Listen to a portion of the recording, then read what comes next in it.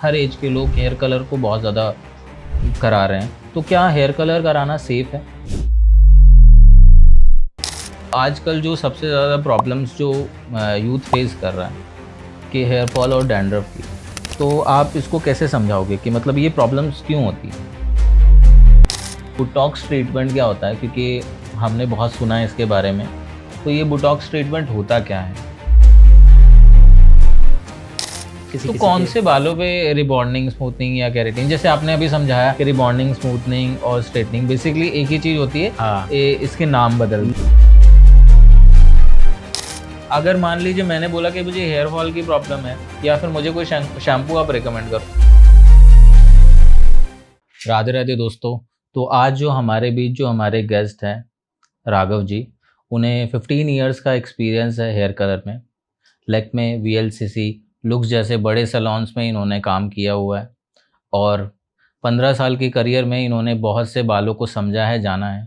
तो आज वो सारे क्वेश्चंस हम इनसे पूछेंगे कि किस तरीके से बालों पे काम किया जाता है, हेयर कलर क्या नुकसान करता है, फ़ायदा करता है, हीना के जितने मिथ्स हैं वो जानेंगे, और भी बहुत से क्वेश्चंस हैं जो शायद आप नहीं पूछ पाओगे। हम कोशिश करेंगे कि वो सारे क्वेश्चंस हम सर से पूछें।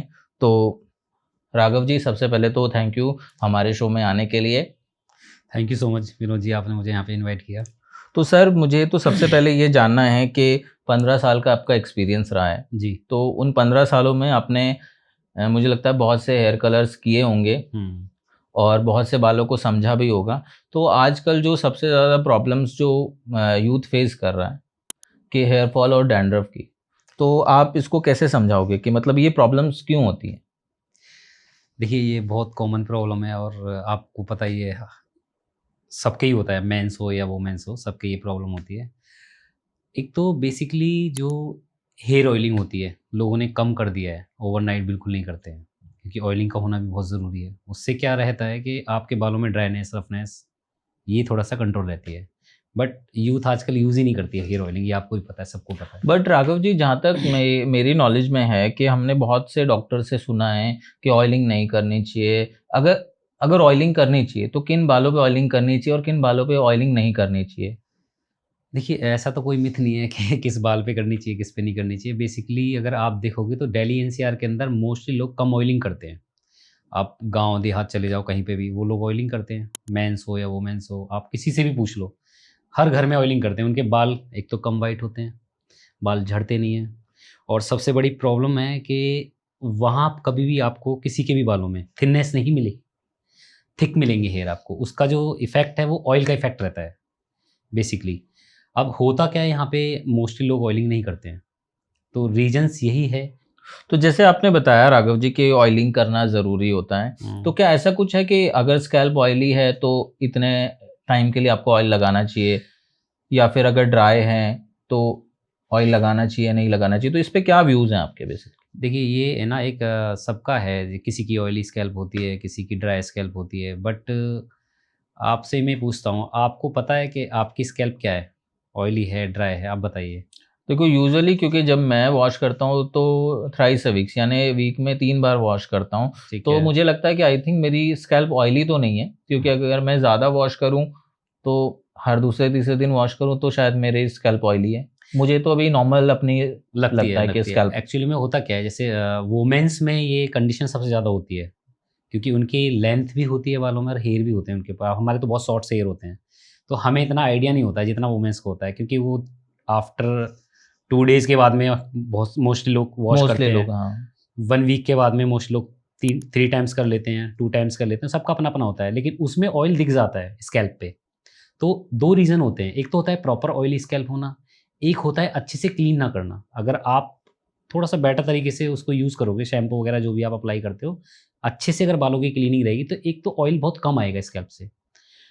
बस रीज़न ये रहता है, आप अगर अपने बालों को थोड़ा-सा क्लीननेस करके चलेंगे, आप शैम्पू से या मास्क जो भी आप ट्राई करते हैं, तो उससे थोड़ा-सा वेल मेंटेन रहते हैं हेयर, और ऑयल कम आपको वहाँ पे दिखेगा। अगर आप द वीक में 2 बार करते हैं, मतलब वॉश करते हैं, 2 बार या 3 बार, 2 बार मान के चलते हैं हम आपसे, अगर आप वॉश करते हैं, तो ऑयल आ ही जाता है। अगर किसी की ज़्यादा ऑयली स्कैल्प है और किसी का है ही नहीं, तो वहाँ पे बहुत बालों में ज़्यादातर ड्राइनेस आती है।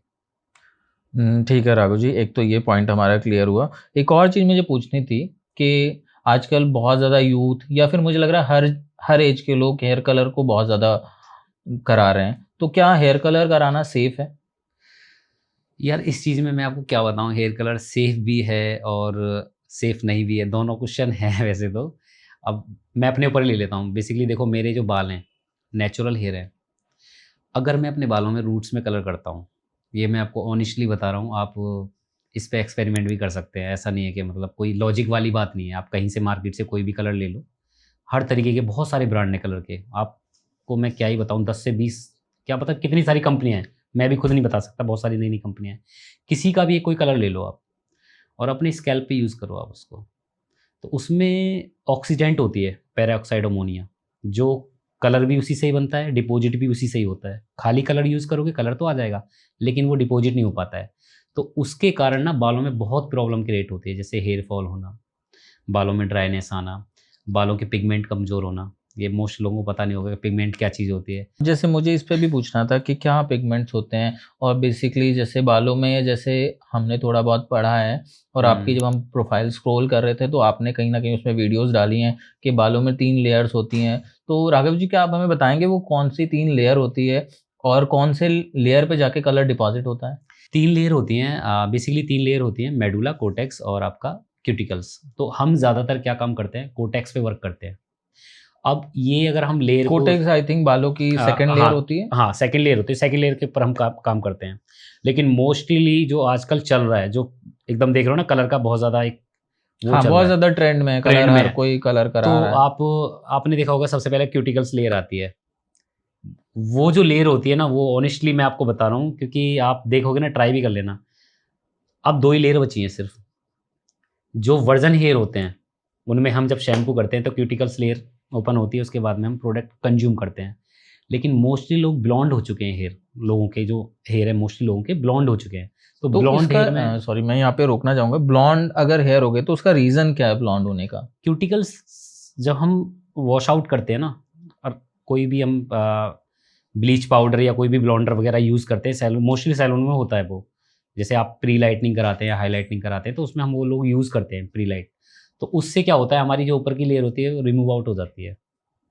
लेकिन हम फिर भी उनमें 3 लेयर गिनते हैं, तो बेसिकली क्यूटेक्स। आप ये कहना चाह रहे हो कि जैसे ही आप कोई ब्लॉन्डर आप यूज़ करते हो, हाँ, तो आपकी जो क्यूटिकल लेयर है वो वॉश आउट हो जाती है। वो वॉश आउट हो जाती है, वो हट ही जाती है। मतलब उसको अगर हम कैसे मैं आपको एक्सप्लेन करूँ, आप समझिए, आप एक ब्लॉन्ड हेयर है, अब ब्लॉन्ड हेयर पे आपको कलर डिपॉज़िट करना है। कोई भी बेसिक कलर ले सकते हो या कोई मतलब हाई लिफ्टिंग कलर ले सकते हो, तो वो ईज़िली आ जाएगा हाई लिफ्टिंग कलर।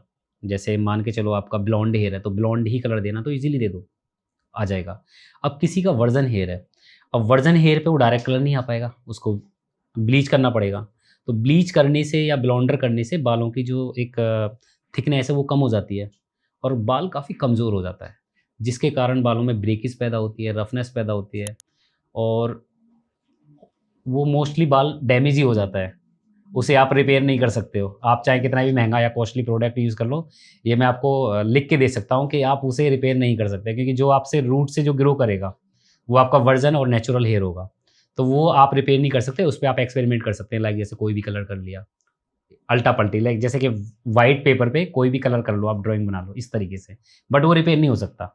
तो ये होता है ब्लॉन्ड हेयर का। राघव जी, जैसे आपने रिपेयर की बात की तो मुझे मेरे मन में एक क्वेश्चन आया कि अगर आप रिपेयर की बात करें तो हम जैसे यूजुअली सैलून में जाते हैं, जैसे हमारी फैमिलीज़ भी जाती हैं, तो हमें ये बहुत सुनने को मिलता है कि आपके बाल डैमेज हो गए हैं, हुँ। तो आप हेयर स्पा करा लीजिए। तो हेयर स्पा कितना सही है, कितना गलत? क्या कराना चाहिए? देखिए, बेसिकली क्या होता है, जैसे हेयर स्पा होता है, तो हेयर स्पा हम लोग ना ड्राइनेस की वज़ह से कराते हैं। ये सबको पता भी है, कुछ लोगों को शायद नहीं पता होगा, मैं आपको बता देता हूँ। हेयर स्पा आपको जब आपके हेयर ड्राई हो जाते हैं, तब लेना चाहिए। जैसे अभी हम क्यूटिकल्स की बात कर रहे थे ना, क्यूटिकल्स जब फेड आउट हो जाता है, तो रफनेस आ जाती है बालों के अंदर। जैसे मैं आपको एक और भी एग्ज़ाम्पल दे देता हूँ इस बारे में। आप ड्राई हेयर में शैम्पू लगाइए और ड्राई हेयर में अगर आप सॉरी वो सीरम लगाइए ड्राई हेयर में, तो जब आप सीरम लगा के आप बाहर निकलोगे तो डस्ट पकड़ता है सीरम, क्योंकि वो हुँ। ऑयल ऑयल बेस होता है। तो जब डस्ट कंज्यूम होती है, ड्राइनेस बहुत क्रिएट होती है। तो उस एक तो उस तरीके से ड्राइनेस कंज्यूम होती है बालों में। दूसरा एक नेचुरल ड्राइनेस होती है। जैसे अभी आप ही के मैं बाल देख रहा हूँ तो थोड़ा सा मुझे लग रहा है ड्राई ड्राई, हाँ जी, ड्राई है। तो अगर आप हेयर स्पा वगैरह कराओगे तो थोड़ा सा स्मूथ और सॉफ्ट हो जाएगा हेयर। तो क्या राघव जी, ये परमानेंट सोल्यूशन है या फिर हमें हर महीने कराना पड़ेगा ये? देखिए ये आपकी पॉकेट पे डिपेंड करता है, मंथली भी करा सकते हो, और वैसे मेरा मानना तो यही है कि अगर आप ओवरनाइट ऑयलिंग करते हो, वीक में 1 बार या 2 बार कर लेते हो, तो वो भी काफ़ी हेल्प करता है आपके बालों के लिए। और मास्क वगैरह भी आप अप्लाई कर सकते हो, मास्क हो गया, कंडीशनर हो गया, बस एक कोई अच्छी कंपनी का हो, या फिर अगर आपको लगता है कि नहीं मुझे सैलून ही जाना है, तो आप वहाँ पे जाके हेयर स्पा भी ले सकते हो। देखो आजकल लोग मैं बिल्कुल, ये बात सही है कि सैलून्स बहुत ज़्यादा लोग जाने लग गए हैं। तो राघव जी, आप मुझे ये बताइए कि क्या होम रेमेडीज़ इसमें हो सकती है? बिल्कुल हो सकती है, वो आपके ऊपर डिपेंड करता है, अगर आप जाना चाहो तो सैलून्स में भी करा सकते हो। तो हमारे व्यूअर्स को बताइए कि क्या होम रेमेडीज़ हम लोग घर पे यूज़ कर सकते हैं, कि ताकि सैलून में, जो कि इतने एक्सपेंसिव आजकल सैलून्स हो हाँ। गए हैं, तो ताकि हमारी पॉकेट भी थोड़ी सेफ रहे, तो उसके लिए आप क्या होम रेमेडीज़ देना चाहोगे अपने? देखो सबसे पहले तो होम रेमेडीज़ यही है कि आप बालों में अपने ऑयलिंग यूज़ करो। ऑयलिंग से क्या होता है, आपके जो हेयर की ना हेल्थ बहुत अच्छी रहती है। जैसे हम खाना खाते हैं, अब खाने से हमें पावर, एक ताकत मिलती है। ऐसे ही अगर आप ओवरनाइट ऑयलिंग करते हो तो काफ़ी आपको हेल्प मिलेगी। अब रही आपको नेचुरल रेमेडीज़ की, तो मैं आपको एक बहुत ही यूनिक चीज़ बता रहा हूँ, आप उस पे एक्सपेरिमेंट कर सकते हो अगर आपको लगे कि, और इंस्टेंट उसका रिज़ल्ट है। आप जब दूध में से मक्खन निकालते हो ना, तो वो जो मक्खन है उसको, उसमें जो आप मक्खन निकलेगा और मक्खन और पानी अलग-अलग हो जाता है, जो उसका मक्खन का जो वाटर होता है, उससे आप अपने एक बार अपने हेयर वॉश करो, उसमें हल्की चिकनाहट रहती है, तो उससे क्या है, बालों में बहुत नरिशमेंट मिलेगी। और एक राइस, जो राइस का मांड आजकल सबको पता है, ये हाँ, कॉमन आजकल है। बहुत ज़्यादा राइस बहुत, वाटर हाँ, लोग फेस के लिए भी यूज़ कर रहे हैं। हाँ, राइस का मांड भी आप यूज़ करते हो।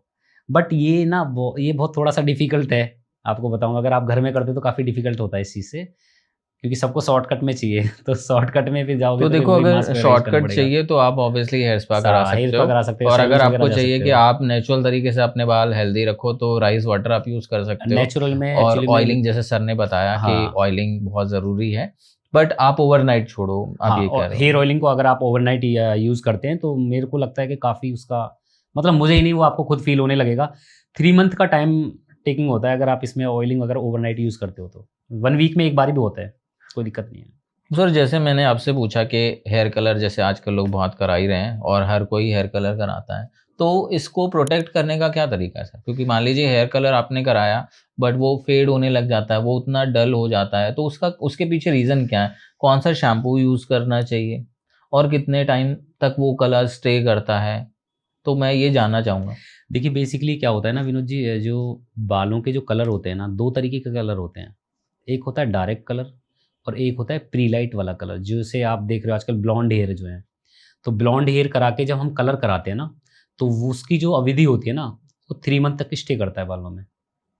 वो वॉश आउट होके फिर से वही शेड आ जाएगा आपका, जो आपके पिगमेंट वाला, जो आपका एक्चुअल जो कलर होता है वही आ जाएगा। जैसे आप प्री लाइट कराते हो, तो एक शेड आ जाता है, येलो टोन जिसे बोलते हैं, जब तक मोस्टली लोग यही करते हैं ना, येलो टोन, हुँ। ऑरेंज टोन जो आता है, उसके ऊपर मोस्ट लोग कलर कर देते हैं। हाँ, कोई भी शेड जिसको जो भी शायद कस्टमर, अंडरकोट भी बोला अंडर जाता कोड है। वगैरह बोलते हैं, जो भी कि भाई ये अंडर 7 नंबर का अंडर कोड है तो हम 7.3 या 8.31 कर दो, जो भी है अपने हिसाब से सब लोग करते हैं। तो जब आप 3 महीने में उसको कलर को वॉश आउट करते हो, 3 मंथ जब कस्टमर अपने घर पे अपना कलर को वॉश आउट करते हैं, तो वो 3 मंथ या मैक्सिमम 4 मंथ में वॉश आउट हो जाता है। आपने कभी सुना होगा ना, पेन आते थे पहले, जी। पेन के अंदर हम रिफ़िल कराते थे इंक, तो उससे क्या होता था, पेन की इंक खत्म हुई, फिर हमने रिफ़िल कराने दे दिया, लेकिन हुँ। अब तो वो है नहीं, वो सिस्टम खत्म हो गया। ऐसे ही कलर का होता है, ब्लॉन्ड हेयर कलर जितने भी होते हैं, उनका वॉश आउट बहुत जल्दी होता है, तभी प्रॉब्लम क्रिएट होती है, बालों में ड्राइनेस, बालों में ब्रेकीज़, बालों में रफनेस। तो मेरे हिसाब से जो मेरा अपना है, मतलब एक्सप्लेन जो मैं आपको कर रहा हूँ, आपको डायरेक्ट कलर कराना चाहिए। जैसे मान के चलो आपका 5 नंबर का हेयर, आपने कभी कलर नहीं कराया, तो रूट से 1 एंड हाफ इंच छोड़ के जब आप कलर यूज़ करते हो, तो जो ऑक्सीडेंट अमोनिया पेरोक्साइड, उसकी हीट बहुत ज़्यादा होती है, पता होगा आपको। तो उससे क्या है, जब आप रूट्स पे आप लगाते हो, तो रूट्स पे जब आप लगाओगे तो ऑटोमेटिकली हमारे हेड में काफ़ी हीट वो होती है, हीट होती है। तो ईज़िली ले लेता है। पर अगर आप यूज़ करोगे ना ब्रश रूट पे, तो उसके कारण हमारे रूट्स में ज़्यादा हीट क्रिएट होती है, जिसके कारण जो व्हाइट हेयर हैं वो बहुत ज़्यादा आ जाते हैं, और ये 99 नहीं 101% सबको पता है। तो शायद इसलिए भी बोला जाता है कि कलर, जैसे लगाने से हाँ, व्हाइट हेयर होते बोलते हैं। हैं कि मैंने कलर यूज़ किया है तो उसके बाद से मुझे ग्रे हेयर ज़्यादा दिखने लग गए। हाँ, वो तो क्या वही वो कारण इसी होता है। तो इसमें क्या हेयर ड्रेसर की गलती होती है नहीं, या फिर हम गलत गलत सैलून चले गए हैं, तो इसको कैसे देखो हम ना, तो लोग क्लियर करें? हम हेयर ड्रेसर को भी गलत नहीं बोल सकते और ना ही हम क्लाइंट को, लेकिन ये नॉलेज के ऊपर डिपेंड करता है। सबसे मेन चीज़ है नॉलेज। अभी आप मेरे से कहने लगो कि आप कोई एग्जांपल ले लेते हैं कि आप मुझसे कहने लगो कि मुझे फल ला के दे दो अब मैं आपको फल लाया और दे दिया, बट एक तरीका वो हो गया और एक हो गया कि मैं काट के लाया और आपको सर्व कर दिया, तो दोनों में डिफरेंस है। बिल्कुल। तो ऐसे ही नॉलेज का है इसमें, अगर आपको नॉलेज है तो आप ना हाफ इंच छोड़ के लगाएंगे तो वो ऑक्सीडेंट ऑटोमेटिकली उस चीज़ को कंज्यूम कर देगी, क्योंकि हीट जो होती है हमारी हेड में बहुत ज़्यादा होती है, जिसके कारण बाल और ज़्यादा वाइट आते हैं। देखा होगा ना, हेयर काफ़ी वाइट हो जाते हैं आफ्टर कलर। तो ये तो मैं तो यही गाइड करूँगा कि अगर किसी के 2-4 बाल हैं तो वो अपने बालों में कलर ना कराए, और अगर कराना चाहे तो अपने बालों से थोड़ा-सा इंच, कुछ इंच छोड़ के अपने लेंथ पे कलर करा सकते हैं। तो जैसे सर ने एक्सपीरियंस बताया कि जैसे हमने भी जाना कि प्रॉब्लम्स जो हेयर केयर में जो आपको यूज़ करनी चाहिए, क्या प्रोडक्ट्स यूज़ करने चाहिए, और सबसे बड़ी बात ऑयलिंग करनी चाहिए। तो सर को जैसे 15 इयर्स का एक्सपीरियंस रहा है, अच्छे बाल इन्होंने देखे होंगे, बेकार बाल भी देखे होंगे। तो सर मैं सबसे पहले तो ये पूछना चाहूँगा कि आपकी जर्नी कैसे रही? क्योंकि 15 साल एक काफ़ी लंबा समय होता है किसी भी फील्ड को देना। तो ऑब्वियसली जब आपने स्टार्ट किया होगा, तो घर वालों से ये चीज़ें तो आई होंगी, क्योंकि लड़कों के लिए सैलून लाइन थोड़ा-सा हाँ, थोड़ा-सा होता उस है। समय पे प्रॉब्लम रही होगी, तो आपको हाँ। कैसे उससे आप ओवरकम हुए? और आपकी जर्नी मैं जानना चाहूँगा, क्योंकि एक जो 15 साल का पूरा एक लंबा सफ़र होता है, तो उस बीच में एक अप्स एंड डाउन्स भी आपके आए होंगे, हुँ। तो वो मैं ज़रूर जानना चाहूँगा कि आपकी जर्नी कैसी थी सर? देखो, बेसिकली जर्नी तो सबकी अलग-अलग रहती है, किसी की अच्छी रहती है तो किसी की बुरी रहती है। अब इतना बुरी भी नहीं कहूँगा मैं, मेरी ठीक-ठीक रही है, लेकिन हाँ, ये थोड़ा-सा स्ट्रगल करना पड़ा है काफ़ी, कई जगह काम करना पड़ा है, जॉब करनी पड़ी है, एक्सपीरियंस बहुत हो जाता है। क्योंकि एक आपने देखा होगा कि जिस बंदे को ज़्यादा एक्सपीरियंस होता है ना, तो उसके लिए पॉसिबल हाँ, नहीं कुछ वो। भी इम्पॉसिबल नहीं है, सब पॉसिबल हो जाता है क्योंकि उसे एक्सपीरियंस हो जाता है ना? तो अब स्ट्रगल की तो क्या ही बात करें, थोड़ा-सा काफ़ी मतलब घर वालों को कितना मुश्किल हाँ। था मनाना कि इस फील्ड में आना? घर वालों को तो ये था कि जब मेरा फर्स्ट टाइम था तो मैं कहीं पे गया था, ऐसे ही मतलब हेल्प के लिए। मैं सबसे मेरी जो स्टार्टिंग हुई है जर्नी वो हेल्प से ही हुई है। ऐसा नहीं है कि मैं गया सीधा इंस्टीट्यूट में जाके अपना वो ले ली, नहीं, मैंने बहुत बेस से, ज़ीरो लेवल से अपना काम शुरू करा है। तो जब मैं अपनी फैमिली से, जब पहली बार वहाँ पे गया तो मैंने अपनी फैमिली से डिस्कस किया कि ऐसे-ऐसी बात है। पिताजी ने तो मेरे मना ही किया था कि भई नहीं। फिर मेरी मम्मी ने एक बात बोली, मुझे आज भी वो याद है कि भई आप किसी की चोरी नहीं कर रहे हो, और कोई भी काम जो है वो छोटा-बड़ा नहीं होता। तो वो दिन है और आज का दिन है। अब तो मुझे लगता देखो है डिसीज़न आपका बिल्कुल सही रहा, जो कि हाँ, आपने एक अच्छे लेवल पे आप आए, और सबसे बड़ी बात ये है कि आज अपना खुद का सैलून भी रन कर रहे हो, हाँ, मेरा तो खुद ये का बहुत स्टोर है। बड़ी बात होती है कि आपने जॉब करके उन सब चीज़ों को सीखा, सैलून में मैंने बहुत सारी अच्छा-बुरा। प्रॉब्लम्स सॉल्व, मतलब बहुत सारी प्रॉब्लम्स फेस करी हैं अपने सामने, और बहुत सारी चीज़ों से मैं तो भी सर जैसे गुज़रा। आपने बताया कि आपने हेल्प से स्टार्ट किया, ने हुँ। आपने असिस्ट किया लोगों को, तो उसके बाद आपने कोई कोर्सेज़ वगैरह किए हैं? तो मैंने एक्चुअली में देखो मेरे पास में ऐसे 15 से 20 कंपनियों के पीडीएफ फाइल हैं, जो मैंने काफ़ी सारे रीड्स किए हुए हैं। पीडीएफ जैसे कलर के हो गए, आपको केमिकल्स बहुत सारे होते हैं, ट्रीटमेंट्स होते हैं हेयर के, सब रीड किए हुए हैं। तो नॉलेज तो है, बट अभी भी और नॉलेज ले रहे हैं, आगे और लेते रहेंगे।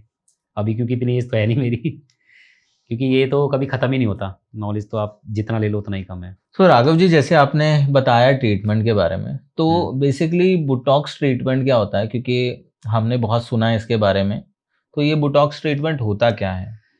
देखिए ये बहुत बढ़िया क्वेश्चन करा है। आजकल बोटॉक्स चल भी बहुत रहा है। आपको भी पता है, जहाँ पे भी जाओगे बोटॉक्स। और एक चीज़ और चल रही है, आपको मैं बताना चाहूँगा कि आपने देखा होगा 1999 में बोटॉक्स, 3999 में बोटॉक्स, इस तरीके से प्राइस होते हैं। देखो वो बोटॉक्स नहीं है, ऑनेस्टली बता रहा हूँ मैं आपको, वो बिल्कुल भी बोटॉक्स नहीं है। क्योंकि बोटॉक्स भी आजकल इंडियन ब्रांड्स में बहुत सारे आने लगे हैं। अब क्लाइंट्स को तो पता नहीं है कि ये क्या कर रहा है, बस उन्हें ये पता है कि बोटॉक्स हो रहा है। बोटॉक्स का मतलब क्या है, किन बालों पे होना चाहिए, ये बहुत ज़रूरी है, ठीक है? बोटॉक्स बेसिकली बालों को नरिशिंग करने के लिए होता है।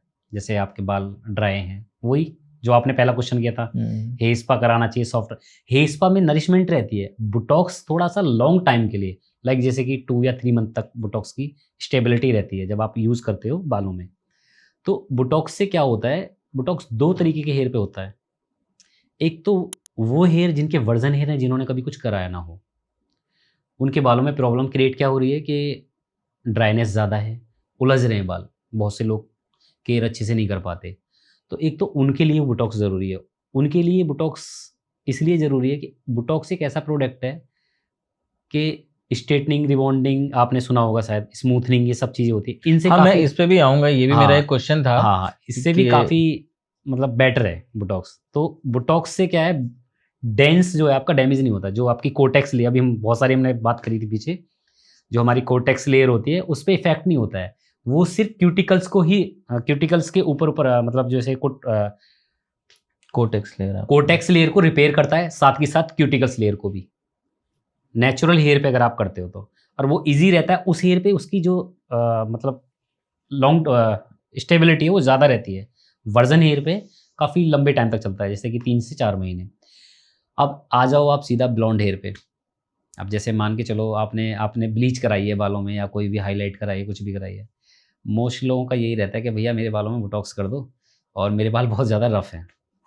मैं आपको सीरियसली बता रहा हूँ, बोटॉक्स कराने से बेनिफिट होता है, लेकिन उन बालों में ज़्यादातर बोटॉक्स नहीं टिक पाता है, मैक्सिमम 2 या 3 मंथ। तो बोटॉक्स का मेन रीज़न यही होता है, जिनके ब्लीच हेयर होते हैं या जिनके ड्राई हेयर होते हैं, उनके लिए बोटॉक्स बहुत बेटर है। वो स्ट्रेटनिंग, रिबॉन्डिंग ना कराएं मेरे हिसाब से। क्योंकि आप देखोगे ना, मेरे उस पे कम से कम 500-600 वीडियो डली हुई हैं। थेरेपी करता हूँ मैं आपको शायद मैं बता दूँगा, मेरा एक यूट्यूब का चैनल भी है, उसमें मैं डालता रहता हूँ शॉर्ट्स में। हाँ, तो सर का जैसे यूट्यूब चैनल भी है, तो आप उसे भी ज़रूर सब्सक्राइब कीजिए।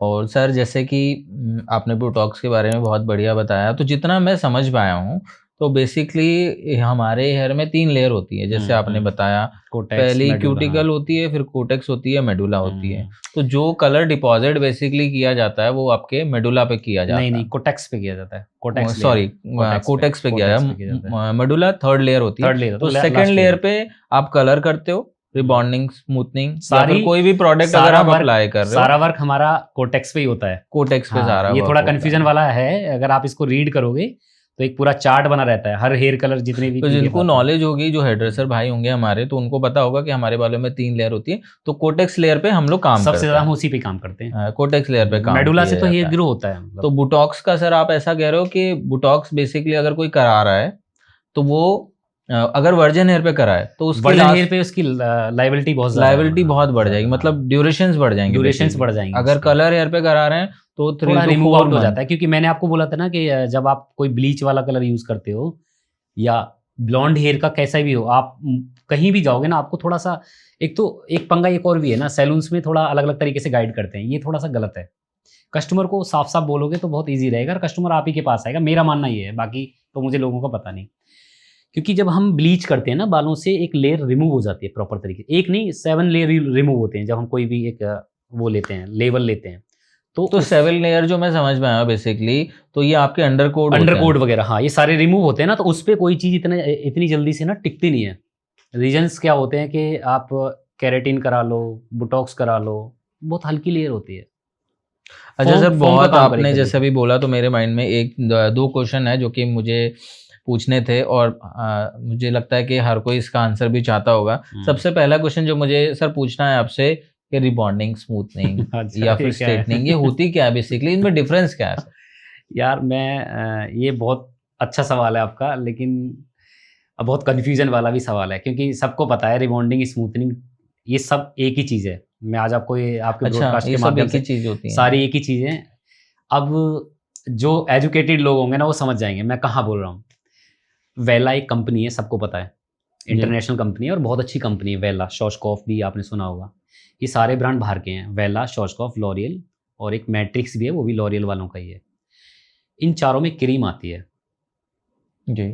एक आती है मैट्रिक्स में ऑप्टिकेयर, वो भी स्मूथनिंग क्रीम है, उसके ऊपर लिखा रहता है स्मूथनिंग क्रीम। जी। एक आती है लॉरियल में, उसके ऊपर भी स्मूथनिंग क्रीम लिखा रहता है। मैं नाम बता रहा हूँ आपको, आप सर्च भी कर सकते हो। एक्सटेंसो करके आता है एक, वो जी। भी लॉरियल का आता है, हाँ उस पे जी। भी स्मूथनिंग लिखा रहता है। वेला की भी आती है, उस पे सिल्क ट्रीटमेंट करके भी लिखा रहता है, और स्मूथनिंग नीचे लिखा रहता है। कंटेंट में देखो ना स्मूथनिंग, और नीचे सबके डिस्क्रिप्शन पढ़ना, सब में सेम प्रोसेस होगा, सब में सेम होगा। अब मेथड क्या होता है, ये हमें पता है, मुझे पता है, या आप मेरी लाइन से तो आपको पता है, या जो करेगा उसको भी पता है, लेकिन हम क्या क्लाइंट को थोड़ा कंफ्यूज कर देते हैं। पर ये जो तीनों चीज़ें हैं ना, ये सब एक ही वर्क करती हैं, और ये बेसिकली जिनके हेल्दी हेयर होते हैं, मतलब काफ़ी स्ट्रॉन्ग हेयर हैं, लेयर काफ़ी मजबूत है, बहुत ज़्यादा फ्रीजी हैं, उनमें आप स्मूथनिंग या रिबॉन्डिंग करोगे ना, या स्ट्रेटनिंग भी करोगे, वो उसी से ही सीधे होंगे और कोई ऑप्शन नहीं है। तो ये मेरे हिसाब से उन लोगों के लिए बेटर है। अब आपके लाइट हेयर हैं, बहुत पतला बाल है, तो आपने जैसे हेयर देखे होंगे ना, बहुत सारे तरीके के हेयर होते हैं, थिन होते हैं, हैवी, हेल्दी, बहुत सारे हेयर होते हैं। तो मेरे हिसाब से हेल्दी हेयर में स्मूथनिंग रिबॉन्डिंग करना बेटर रहता है, बिकॉज उन बालों में इतना फर्क नहीं पड़ता, पड़ता है लेकिन इतना नहीं पड़ता है, कनेक्टिविटी रहती है। थिन हेयर में अगर हम रिबॉन्डिंग स्मूथनिंग करते हैं तो बाल बहुत ज़्यादा बेजान हो जाते हैं, पतले। वो आपने देखा होगा, जैसे किसी का स्ट्रेटनिंग रहता है तो बहुत सीधे रहते हैं, और after some time 6 month, 3 month या 4 मंथ के बाद में उनकी ग्रोथ होती है, तो ग्रोथ पे एक अलग तरीके से वो बन जाता हाँ है, ऑब्वियसली, जैसे बाउंस क्रिएट हो जाता है। रीग्रोथ जो होगी वो आपके नेचुरल हेयर वाली हाँ, ही होगी। नेचुरल हेयर वाली होती है, और आपने देखो तो बाउंस क्रिएट हो जाता है। हम्म। आपको पता है वो चीज़ क्या होती है? क्या? मोस्ट लोगों को पता नहीं होगा। स्मूथनिंग और रिबॉन्डिंग से जितना हार्मफुल होता है ना, उतना और किसी प्रोडक्ट से नहीं होता है। और वो चीज़ क्या होती है मैं अच्छा, आपको बताऊंगा। हाँ, तो रिबॉन्डिंग स्मूथनिंग आप ये कह रहे हो कि बहुत हार्मफुल होती है? हार्मफुल भी होती है वो, अगर आप थिन हेयर पे करते हो। जैसे आप देखते हो ना किसी तो किसी कौन के से बालों पे रिबॉन्डिंग स्मूथनिंग या केराटिन, जैसे आपने अभी समझाया, हैवी जो हेयर मैं पे। समझ पाया हूँ हम्म, कि रिबॉन्डिंग स्मूथनिंग और स्ट्रेटनिंग बेसिकली एक ही चीज होती है, हाँ, इसके नाम बदल दिए नाम हैं बदल दिए, बेसिकली। और डिपेंड करता है बालों की क्वालिटी के ऊपर। जिस बंदे ने बालों की क्वालिटी समझ ली, वो इजीली कर सकता है। तो अभी हम थे यहाँ पे, जो हेड से जो आपने देखा होगा ना, जी बाल जी। ऐसे थोड़े खड़े खड़े हो जाते हैं, उड़े उड़े, उनमें ना हैवी पिगमेंट क्रिएट होने लगता है, और जो नीचे के जो हेयर होते हैं उनके पिगमेंट खत्म हो जाते हैं स्ट्रेटनिंग क्रीम से। जब हम बॉन्ड ब्रेक करते हैं, आपने सुना होगा बॉन्ड, हेयर बॉन्ड होता है, जब हाँ भी हम जी। स्ट्रेटनिंग करते हैं तो हम बॉन्ड चेक करते हैं। अच्छा, जो हेयर ड्रेसर होंगे उनको पता होगा कि बॉन्ड्स क्या होते हैं, उनको कैसे हाँ, चेक किया जाता है। हम हाँ, हम मोस्टली बॉन्ड चेक करते हैं ना इस तरीके से। तो जब हमारा वो एक छल्ले की तरह मतलब बनता है, जी जी। तो उसमें क्या होता है, स्प्रिंग बनता है, सॉरी, स्प्रिंग की तरह जो बनता है, वो आपने देखा होगा, वो बॉन्ड होता है हमारा, हम इस तरीके से जो करते हैं। मतलब बेसिकली जब हम बॉन्ड चेक करते हैं, क्योंकि मैं भी, क्योंकि सैलून में रहा हूँ, मैंने भी काम किया है, तो हम्म, बेसिकली होता ये है कि जब हम कोई भी क्रीम अप्लाई करने के बाद जब हम बॉन्ड चेक करते हैं, हम्म। तो ऐसे जब आप पुल करते हो तो अगर उसमें स्प्रिंग्स ज़्यादा बनने लगे तो मतलब वो प्रोसेस कंप्लीट हो गया। प्रोसेस तो कंप्लीट हो गया, लेकिन उस हेयर की कनेक्टिविटी आपके रूट से छूट गई। अच्छा। हाँ, हम हमेशा, अभी हमारा शायद लंबाई हो चुका है काफ़ी, हमने 3 बात करी है बहुत ज़्यादा, कोटेक्स, मेडुला और ये क्यूटिकल्स। तो जो कोटेक्स लेयर होती है, बीच की लेयर होती है, जी। जब हम ये स्प्रिंग या मतलब आपका जो स्प्रिंग बनता है, बॉन्ड ब्रेक होता है, तो वो ना कोटेक्स लेयर प्रॉपर तरीके से बेजान हो जाती है, जो सेकंड लेयर होती है जो हमारी। सेकंड लेयर होती है। फिर हम उसको प्रेस से स्ट्रेट करते हैं, फिर न्यूट्रलाइजिंग करते हैं, फिर वो सीधे हो जाते हैं। लोगों को लगता है बाल सीधे हो गए, अच्छा भी लगता है, ऐसी बात नहीं है कि मतलब जो कराता है उसको तो बेटर भी लगता है, लेकिन उनकी कनेक्टिविटी यहाँ से छूट जाती है, टूट जाती है। बेसिकली रूट से वो अपने जो एनर्जी जो लेनी होती है वो एनर्जी वो नहीं ले पाते नहीं ले हैं। पाते हैं, वो कितनी भी ऑयलिंग करेंगे तब भी ड्राइनेस रहेगी। फिर हम उन्हें क्या सजेस्ट करेंगे? हेयर स्पा ले लो आप, हेयर ट्रीटमेंट ले लो आप। तो सर ये तो बेसिकली ऐसा हो गया ना कि आपने सही कराने नहीं, आए। सही कराने, जैसे मैंने कहीं पढ़ा भी है कि तम्बाकू बेचने वाला ही कैंसर की शॉप खोले बैठा है, तो नहीं, ऐसा है कुछ? नहीं, ऐसा नहीं है। मैंने सबसे बड़ी बात आपको यही क्योंकि बोली कि बेसिकली आप देखो, जो हाँ, हेयर ड्रेसर्स होंगे सैलून लाइन में होगा वो, तो हर किसी को तो यही सजेस्ट करते हैं, रिबॉन्डिंग स्मूथनिंग या केराटिन। नहीं, देखो तो सारी बात तो नॉलेज की है। अब देखो मुझे, अब आपने पूछा एक्सपीरियंस, तो भाई मुझे 15 ईयर्स के आसपास हो गया, हो तो मुझे ज़्यादा ही गया। आप मेरी एज वैसे आप करोगे तो आपको अजीब लगेगा, मैं 35 का हूँ वैसे तो, बोलना नहीं चाहिए मुझे, पर 15 प्लस से ज़्यादा ही हो गया मुझे करते करते। मैंने 2008, आई थिंक, हाँ, 8 या 9 के आसपास शुरू किया था अपना कैरियर। तो ये एक्सपीरियंस ही मैटर करता है, क्योंकि आपने देखा होगा आजकल क्या है, बहुत ईजी है। आप किसी भी सैलून्स में जाओगे, आपको स्मूथनिंग रिबॉन्डिंग सजेस्ट कर देते हैं, क्योंकि एक पैशन चल गया है कि भाई मुझे बाल सीधे कराने। उसके पीछे का क्या राज है, ये सिर्फ एक हेयर ड्रेसर को पता रहता है मेरे हिसाब से, क्योंकि उनको पता रहता है कि उन्हें क्या करना है। और कस्टमर को अगर वो अच्छे से गाइड करके बताएंगे ना, तो कस्टमर के 2 बेनिफिट्स होंगे। एक तो उन्हें पैशन भी मिल जाएगा, दूसरा उनका हेयर भी सेफ रहेगा।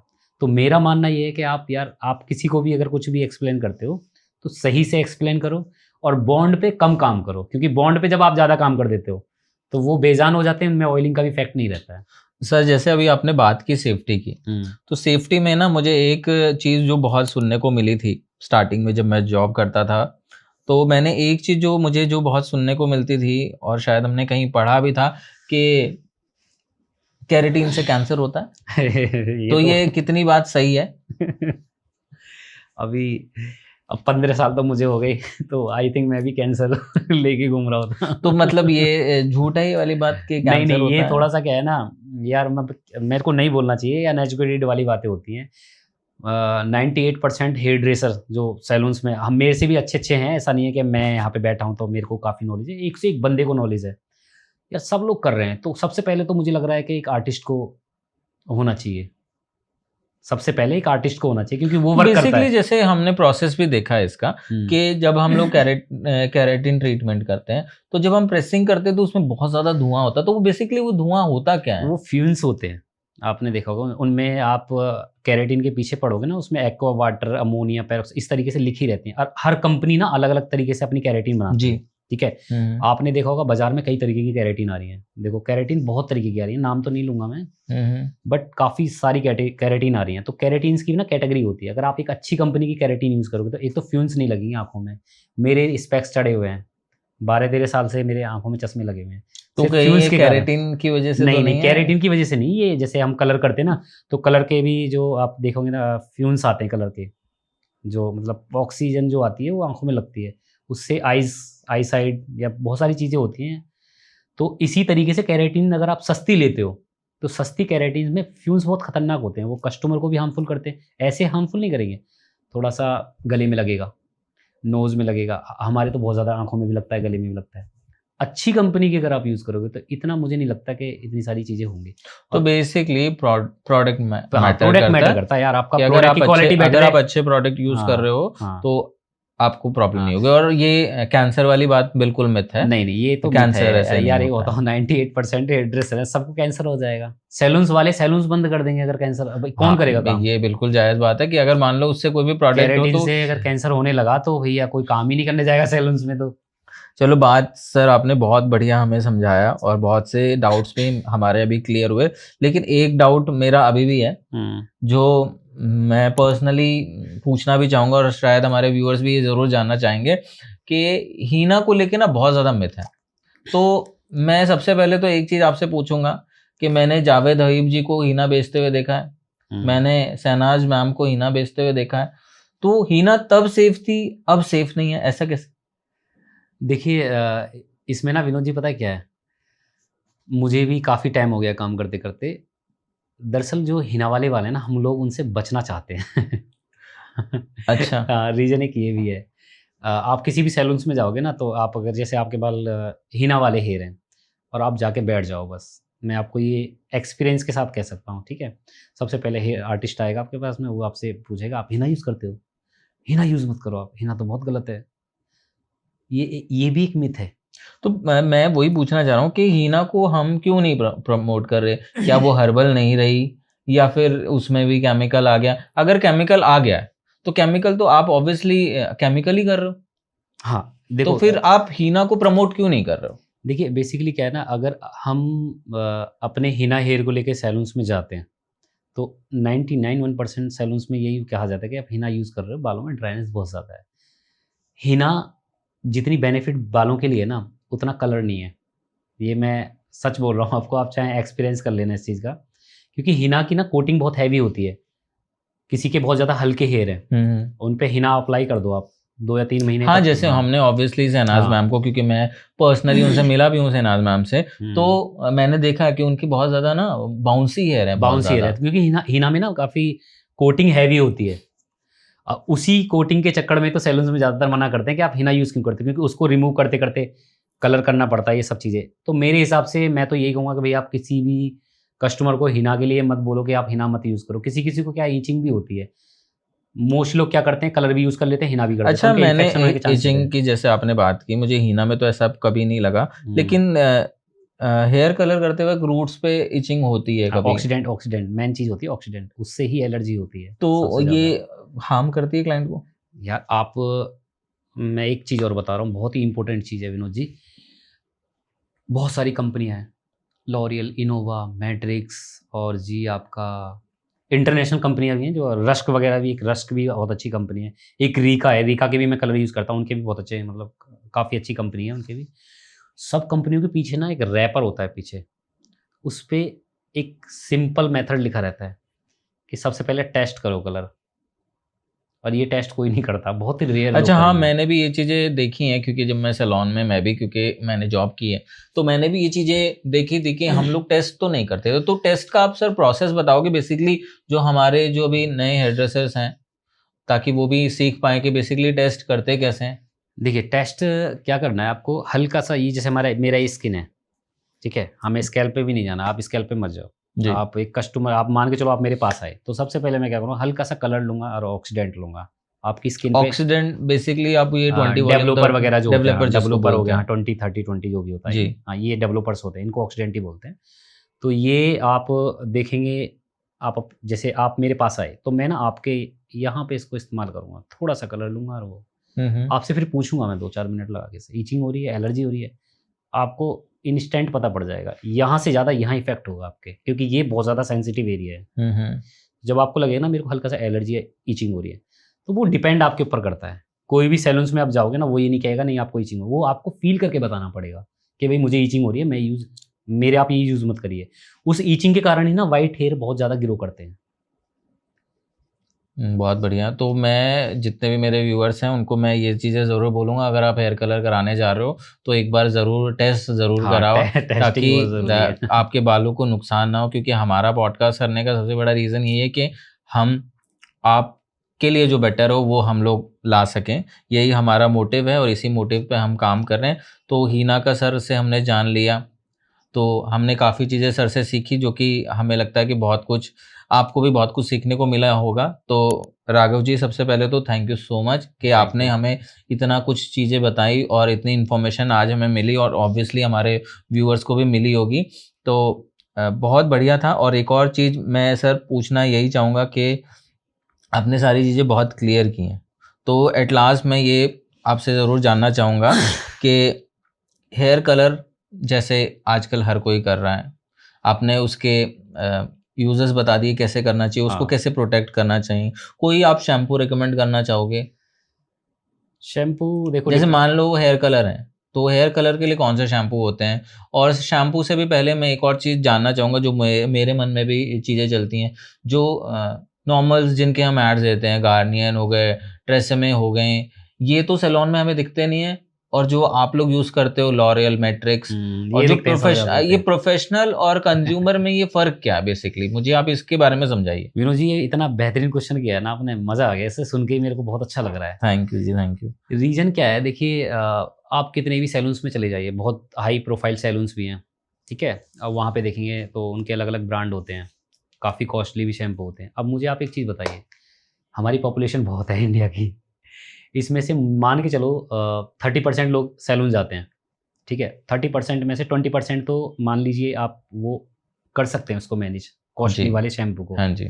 10% लोग कहाँ जाएँगे फिर? और बताओ। बेसिकली हमारे साथ तो होता भी है ना, हम जो ऐड देखेंगे वही चीज़ तो हम परचेज़ वो करेंगे। हमारी बहुत बड़ी गलती है, बहुत बड़ी गलती है। ये हमारी जो लाइन है ना, इस लाइन में कॉस्मेटिक की लाइन में 99% का क्या रहता है, एक रेशियो रहता है कि आपने जो देखा, तुरंत क्लिक किया, मँगा लिया। आपने ये नहीं देखा कि वो ठीक है, क्या है, बहुत सारी चीज़ें होती हैं। शैम्पू ले लो, कोई भी चीज़ ले लो आप कॉस्मेटिक में।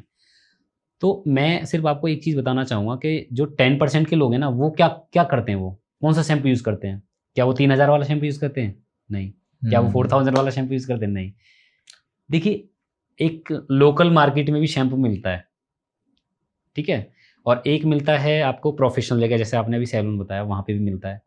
अब दोनों में ना डिफ़रेंस क्या होता है, वहाँ पे आपको गाइड करके बंदा प्रोवाइड कराएगा कि मैडम आप ये लीजिए, मतलब आपने कलर कराया तो आप कलर प्रोटेक्शन वाला शैम्पू यूज़ करिए। इससे क्या है कि आपके बालों का कलर प्रोटेक्ट रहेगा और लॉन्ग लास्टिंग थोड़ा-सा चल जाएगा। दूसरा, आप जाओगे सीधा मार्केट, वहाँ से आप अपने हिसाब से बाय करके ले आओगे, ठीक है? बट आपको पता नहीं है कि कौन से बालों पे कैसे-कैसे, क्या-क्या जाता है।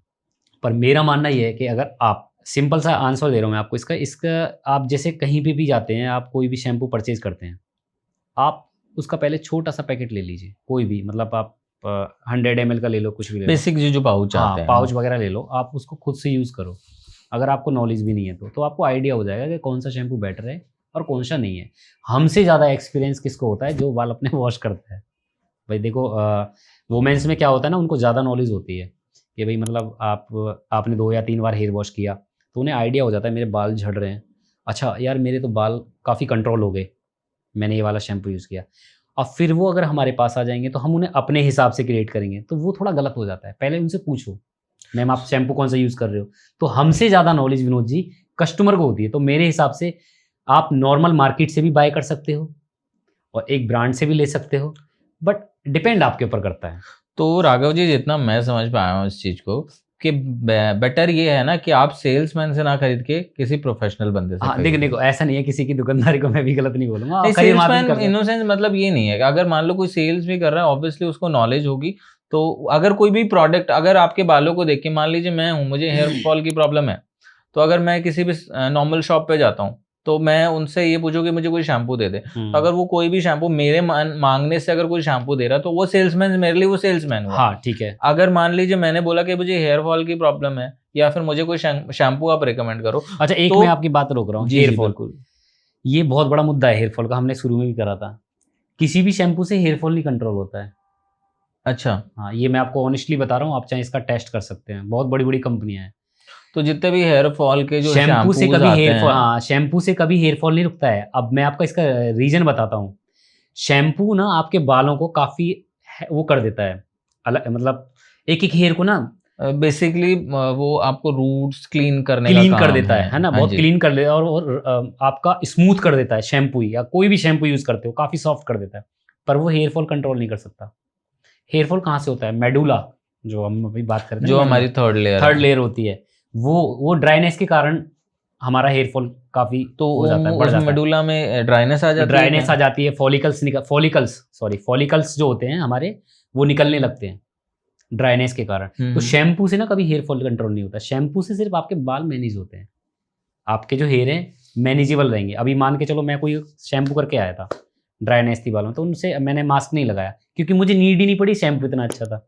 तो उससे क्या है, आपके जो हेयर हैं काफ़ी सॉफ्ट दिखने लगते हैं। तो ये शैम्पू की क्वालिटी भी होती है। ऐसा नहीं कि सारे शैम्पू खराब हैं या सारे शैम्पू अच्छे हैं। हर शैम्पू की ना एक अपनी-अपनी क्वालिटी होती है। तो अगर आप शैम्पू भी यूज़ करते हो और बाल काफ़ी अच्छे सॉफ्ट स्मूथ हो जाते हैं, हम्म। तो वो आपके बाल मैनेज हो गए, ना कि उससे आपका हेयर फॉल कंट्रोल हुआ। हेयर फॉल कंट्रोल करने का एक ही इलाज है, सिर्फ़ और सिर्फ़ ऑयलिंग। और अगर आपको यकीन ना हो तो मेरा ये यूट्यूब का, मैंने आपको फिर भी बता रहा हूँ, अभी भी बता रहा हूँ, चैनल है, उसमें काफ़ी सारी वीडियोज़ हैं। मेरे जितने भी क्लाइंट हैं मैं तो सबको, सर बिल्कुल हमारे व्यूअर्स ज़रूर जानना हाँ, चाहेंगे कि आपके यूट्यूब का नाम क्या है, और आप उस यूट्यूब चैनल पे जाइए, ज़रूर उसको फॉलो कीजिए और जानिए कि कैसे सर वहाँ पे टिप्स एंड ट्रिक्स भी देते हैं। तो ज़रूर उस चैनल को भी सब्सक्राइब कीजिए, और आप हमारे चैनल को भी सब्सक्राइब कर सकते हैं, जो कि अ, ऐसे ही पॉडकास्ट लाता रहेगा और ऐसे ही इन्फॉर्मेटिव वीडियोज़ आप तक पहुँचाते रहेंगे। तो राघव जी, बहुत बढ़िया, बहुत अच्छा लगा आपसे बात करके। बहुत से क्वेश्चंस जो मुझे आपसे पूछने थे, बहुत मतलब परफेक्टली आपने उसे जवाब दिया, और जो हम इसका पूरा सार निकाल पाएँ कि जिस तरीके से ऑयलिंग को लोग मना करते हैं, तो ऑयलिंग ज़रूर करें, जो कि सर कह रहे हैं कि ऑयलिंग करना सेफ़ है। ऑयलिंग बेसिकली बहुत सेफ़ है। आप मतलब एक ऑयलिंग एक ऐसी चीज़ है, आपके पास कुछ भी नहीं है लेकिन घर में ऑयल तो होगा ही होगा। ऑब्वियसली ऑयल तो हाँ, मुझे लगता है अगर हर आप, किसी हाँ, चीज़। ऑयल यूज़ करोगे तो मैं इसका आपको रिज़ल्ट भी बता देता हूँ। 3 मंथ या 6 मंथ, मतलब ड्यूरेशन तो देखो इतना लगता है। किसी भी काम में आप नेचुरल चीज़ में ना, आप इंस्टेंट वाला काम नहीं है। 3 या 6 मंथ लगेगा, आपके पिगमेंट अपने आप डार्क होने लगेंगे बालों के। मोस्ट लोगों के बाल आप देख रहे हो आजकल लाइट हैं, क्योंकि ट्रैवलिंग होता है, डस्ट वगैरह है, बहुत सारी चीज़ें हैं। कुछ भी लिया, कुछ भी लगा लिया, इससे भी हमारा काफ़ी हेयर लाइट हो जाता है, जिसके कारण हमारे बाल भी झड़ने लगते हैं। तो मेरा मानना है कि आप सबसे पहले और सबसे अच्छी चीज़ है ऑयलिंग, तो आपको ऑयलिंग करनी चाहिए मेरे हिसाब से। तो सर, सबसे पहले तो थैंक यू सो मच कि आपने अपना थैंक यू समय विनोद हमें जी। दिया, और हमने बहुत से क्वेश्चंस, ऐसे-ऐसे भी क्वेश्चन पूछे जो कि हमें लगा शायद आप जवाब नहीं दे पाओगे, लेकिन आपने उसका बहुत अच्छे तरीके से आंसर किया। तो हमें तो बहुत मज़ा आया, ऑब्वियसली आपको भी बड़ा मज़ा आया होगा। और राघव जी, वंस एक बार फिर से मैं आपको थैंक यू बोलूँगा कि आप थैंक यू सो हमारी मच विनोद जी। पॉडकास्ट में आपने आए। मुझे इनवाइट और किया, इस लायक समझा, मुझे बुलाया। Thank you so much Vinod ji. जी, थैंक यू सो मच, और आपको भी हम ऐसी और इन्फॉर्मेशंस दे पाएँ, तो आप भी हमारे चैनल को सब्सक्राइब कीजिए, और ऐसी इन्फॉर्मेशन वीडियोज़ हम हमेशा आपके लिए लाते रहेंगे। और बाकी और भी कुछ डाउट्स हैं तो आप कमेंट सेक्शन में ज़रूर लिखिए, कि ताकि हम उस पे भी वर्क कर सकें, और हम एक हर फील्ड से रिलेटेड, हेयर से रिलेटेड, मेकअप और ब्यूटी, मतलब आपके स्किन से रिलेटेड भी इस तरीके के पॉडकास्ट हम लोग करते रहेंगे। और थैंक यू सो मच कि आपने हमारा पॉडकास्ट देखा, और उसे लाइक कीजिए, सब्सक्राइब कीजिए। Thank you so much. Radhe Radhe.